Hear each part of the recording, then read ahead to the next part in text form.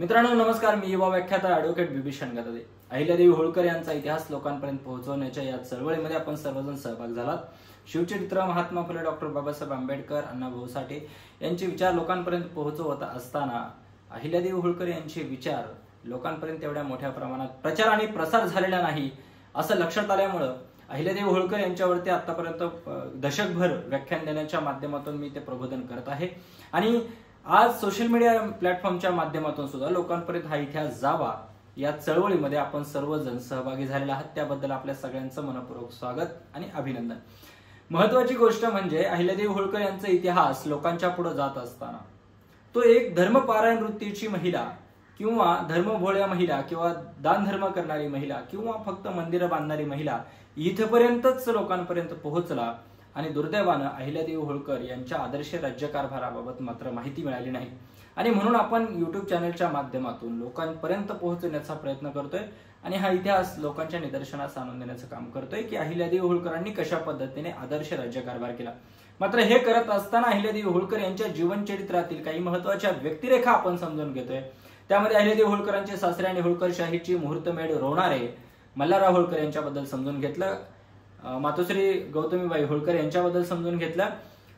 अहिल्यादेवी होळकरांचे पती खंडेराव होळकर यांच्याबद्दल समजून घेतलं. आज आपण दोन व्यक्तिरेखा समजून घेणार आहोत. अहिल्यादेवी होळकर यांची दोन अपत्य. 1745 मालेरावाचा जन्म झाला, 1748 मुक्ताबाईचा जन्म झाला.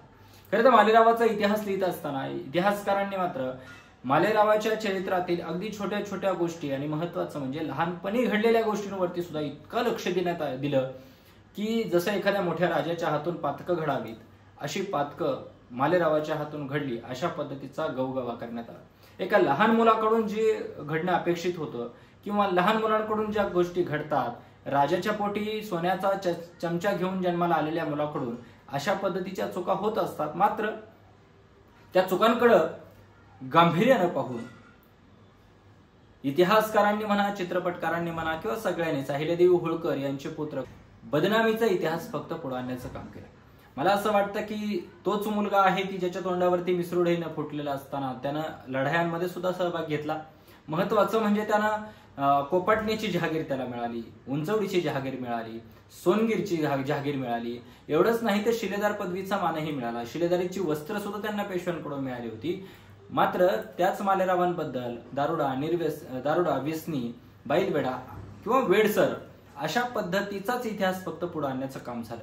खरं तर मी अनेक वेळेस म्हणत असतो की इतिहासकारांनी कोणालाही देव करण्याच्या भानगडीत पडू नये किंवा कोणालाही दानव बनवण्याच्या भानगडीत पडू नये. एक माणूस म्हणून त्याचं चरित्र लेखन करायला पाहिजे. मात्र मालेरावाच्या बाबतीत तसं घडलं नाही.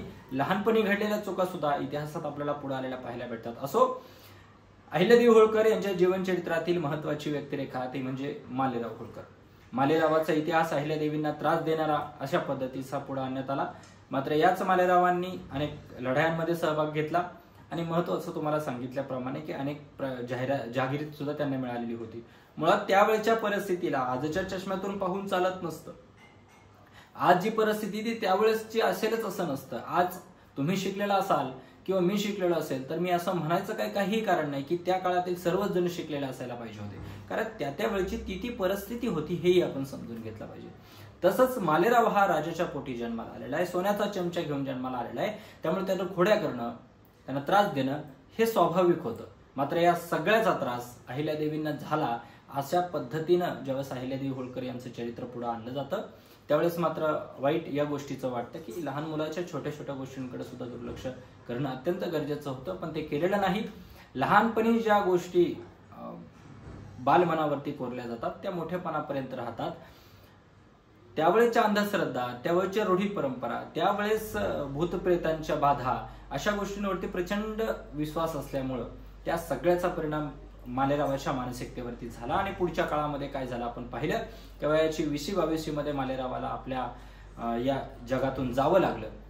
मालेरावाचा इतिहास तिथं संपला आणि मग अहिल्यादेवी होळकर यांच्या जीवनचरित्रातील पुढचं पात्र आपण समजून घेणार आहोत. ते म्हणजे मुक्ताबाई होळकर.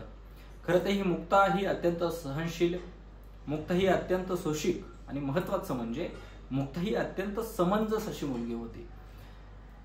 आई आपली सात्विक आहे, धर्मपारायण आहे आणि सगळ्यात महत्वाचं म्हणजे लोकसेवेचा वसा घेतलेली आहे.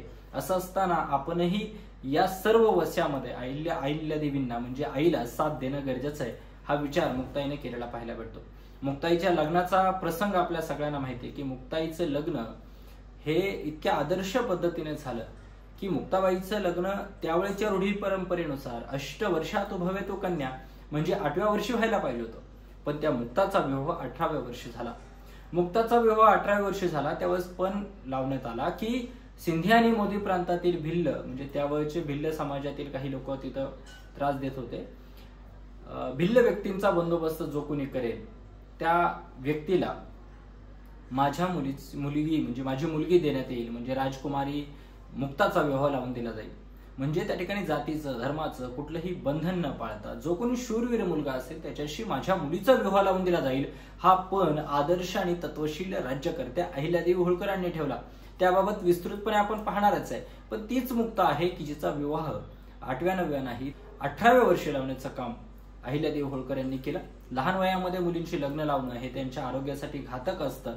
कदाचित अहिल्यादेवींना सुद्धा हे समजलं असावं आणि म्हणूनच अहिल्यादेवी होळकर यांनी स्वतःच्या मुलीचा विवाह 18व्या वर्षी लावला. अहिल्यादेवी होळकर यांच्या आयुष्यातील ही 2 पात्र अत्यंत महत्वाची होती, मात्र ती तेवढीशी पुढे आली नाहीत. अहिल्यादेवी होळकर यांच्या दुःखाचा डोंगर कोसळला होता, त्यामध्ये मुक्ताला सुद्धा लवकर अहिल्यादेवी होळकर यांच्या आयुष्यातून निघून जावं लागलं.